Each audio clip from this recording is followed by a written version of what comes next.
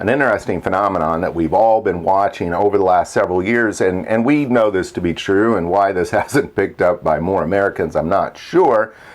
But the cities with the most gun crime are the cities that have the most strict gun laws. So those cities that have extremely strict gun laws, saying you can't conceal carry, you can't have a gun for self-defense, they are skyrocketing in violent gun crime. New York City, Chicago, Los Angeles, San Diego, Portland, Seattle. I mean, we can go on and on with this list of cities with strict gun laws that are seeing just skyrocketing gun violence. So what's the interesting phenomenon? Because we've seen this for years.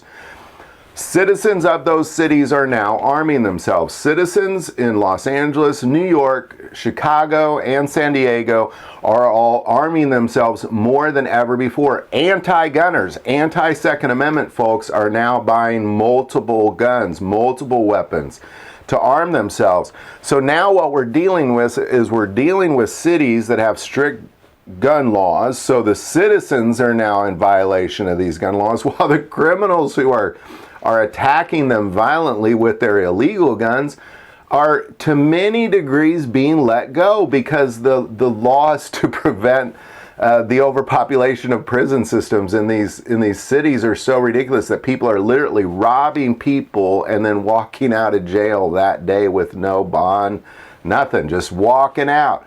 New York City has laws now. People can walk into a store and rob it and they won't go to jail. And then they just, as soon as they get done with their citation, they go rob another store and then they get another citation. I mean, that's all that's taking place.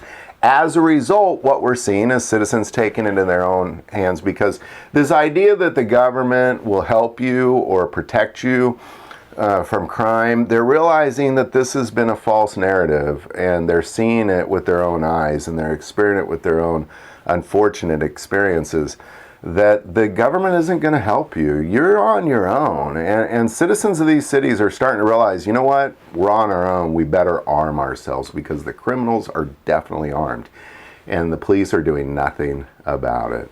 The only people really being held hostage in this situation is law-abiding, tax-paying citizens.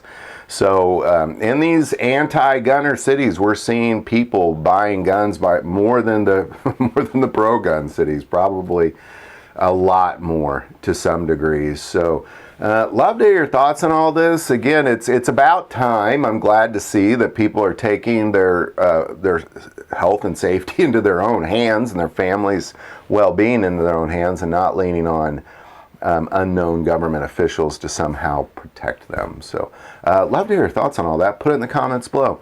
If you like this video, click like and subscribe. If you feel called to support this channel with Patreon, that link is also below. But the most important part of this channel is we take prayer requests, and never hesitate to send that in. Thank you for watching this episode of God, Family, and Guns. And as always, love God, love your family, and love guns.